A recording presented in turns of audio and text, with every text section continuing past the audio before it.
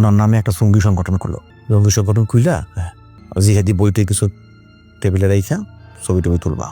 আসলে ওই যে মাদ্রাসা থেকে যে ওই যে ইসলামী রাজনীতির সাথে যেসব প্রলাপন জড়িত ওরকম দিয়ে একটা প্রলাপন ধরবা।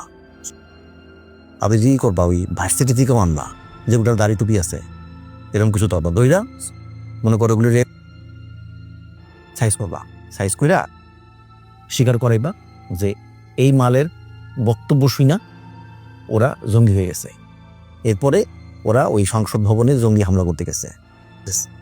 জঙ্গি বই সামনে রাখবো, এক একটা হাতে দিবা, বোমা দিবা, চাপাতে টাপাতে দিবা, দেশীয় অস্ত্র টস্ত্র যা আছে এগুলো দিয়া তারপরে এটাকে মনে করো ছবিটা উঠলে একদম ভাইরাল করে দিবা। স্যার স্যার বোমা দিলাম, দেশীয় অস্ত্রপাতি চাপাতি সবই ম্যানেজ করা যাবে, আমাদের কাছেই আছে। কিন্তু স্যার ওই জিহাদি বই তো আমাদের কাছে নেই, ওটা করতে হবে। এই বোকা সোটা, তোমার মাথায় আসলে কিছু নাই। তুমি জিহাদি বই কোনো সময় দেখছো? না, আমি তো দেখি নাই। এগুলো আবার হয় নাকি? হয় না তো স্যার। শোনো ও স্যার, ফুটপাতে যেয়া ছুটি বই কিনে নিয়ে আসবা। শোনো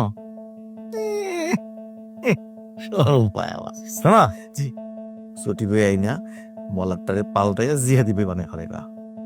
আমরাই তো কেউ কি ভিতরে উল্টায় দেখবো যে ভিতরে কি আছে? না স্যার।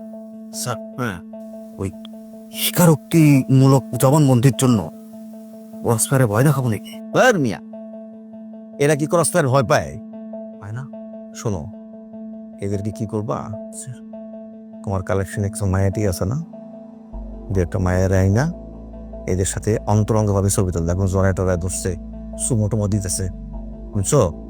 ধরে সামনে মদের বোতল রাখবা, সিগারেট রাখবা, আশেপাশে ব্যাকগ্রাউন্ডে ছবি তোলার সময় দেখবো যে প্রচুর কন্ডোমের জন্য স্তূপ থাকে। কোন ব্র্যান্ড? রাইখো একটা মেয়ে, তুমি যেটা ইউজ করো। দুর্বল জায়গায় হাত দিবা। দুর্বল জায়গা কোনটা?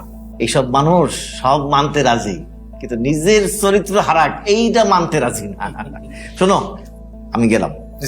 তুমি হুজুর, তাহলে আপনি নাচটা শেষ করেন। আমার তো আবার বোঝেনি, সব দিকে দেখতে হয়। আমি গেলাম তাহলে। হ্যাঁ মামুন সাহেব, আমার আল্লাহ বলেছেন ভেঙে পড়ো না, নিরাশ হয়েও না, সাহায্য আসবে। আল্লাহ আছেন তোমাদের জন্য, আমার আল্লাহই যথেষ্ট। ওনাকে বুঝাও যে ওনার জন্য আল্লাহ যথেষ্ট। আর শোনো, তুমি নিরাশ হইও না।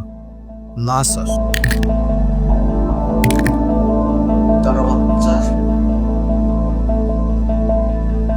স্যারের সাথে উল্টাপাল্টা কথা বলছো।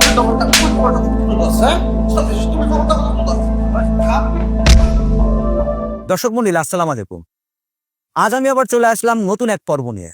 দর্শক মন্ডলী, আপনারা জানেন জনতার কথা সবসময় জনগণের সাথে আছে, জনগণের পাশে আছে। দেশের এই সামগ্রিক অবস্থায় দ্রব্যমূল্য নিয়ে জনতা কি বলছে, জনতা কি ভাবছে, আজকে সে বিষয় নিয়ে আমরা সরাসরি কথা বলবো জনতার সাথে। দেখি কি তার সমাধান, দেখি কি তার মন্তব্য। এই যে ভাই, এই যে দ্রব্যমূল্যের যে ঊর্ধ্বগতি, এই বিষয়ে আপনি কিছু বলবেন? আমি আর কি বলবো, জনগণ এমনও মারা খাইতেছে, অন্য মারা খাইতেছে, এখন কি আমাকে মারা দিতে আসছেন? দর্শক মন্ডলী, আপনারা বুঝতে পারছেন যে আমরা এক ভাইয়ের সাথে কথা বললাম। সে আসলে ওইটা মারা খাওয়ার একটা কথা বলছে, তার হয়তো কোনো একটা ভয় আছে। আচ্ছা দেখি অন্য এক ভাইয়ের সাথে আমরা কথা বলি।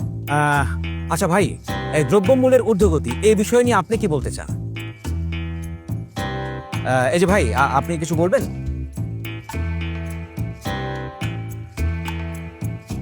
দর্শক মন্ডলী, বুঝতেই পারছেন উনি আসলে ক্যামেরা দেখে বাকরুদ্ধ হয়ে গেছেন। উনি আসলে কিছুই বলতে চাচ্ছেন না। আমি আসলে জানি না উনি কি খাওয়ার ভয়ে আসলে বলছেন না। এখন দেখি আমরা অন্য কারোর সাথে কথা বলি। আচ্ছা ভাই, দ্রব্যমূল্যের ঊর্ধ্বগতি এই বিষয়টা নিয়ে আপনি কি ভাবছেন, আপনি কিভাবে দেখছেন? আমরা ভালো আছি ভাই, আমরা তো সব আন্ডার কন্ট্রোলে আছে। আমাদের আদা বলেন, পেঁয়াজ বলেন, রসুন বলেন, তরমুজ বলেন, লেবু বলেন, সব আন্ডার কন্ট্রোলে ভাই। 250-200 টাকা কেজি হলেও কোনো সমস্যা নেই, আমরা আছি, আমরা বিন্দাস আছে না। আমাদের নেত্রী উনি সব কন্ট্রোল করে রাখছে।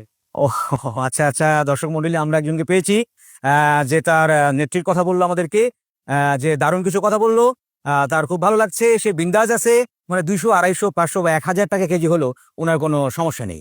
আচ্ছা, এবার আমরা যাই অন্য এক ভাইয়ের সাথে কথা বলি, দেখি উনি কি বলছেন, উনি কি ভাবছেন। আচ্ছা ভাই, এই যে আপনি একটু একটু সামনে আসেন, জায়গা দেন। আচ্ছা ভাই, আপনি কিছু বলবেন দ্রব্যমূল্যের? বললে তো বাদে খাবো ভাই, বলার দরকার নেই ভাই, মনে করি। দর্শক মন্ডলী, আসলে আমাদের ভেতরে এমন একটা ভীতি জন্ম হয়েছে যে আমরা কোনো কথা বলতে ভয় পাই, আমরা আমাদের মতামত জানাতে ভয় পাই, সিদ্ধান্ত জানাতে ভয় পাই, আমরা কিছুই বলতে পারি না। দর্শক মন্ডলী, এখন আমরা যাব অন্য কারো কাছে, দেখি অন্যরা কি ভাবছে।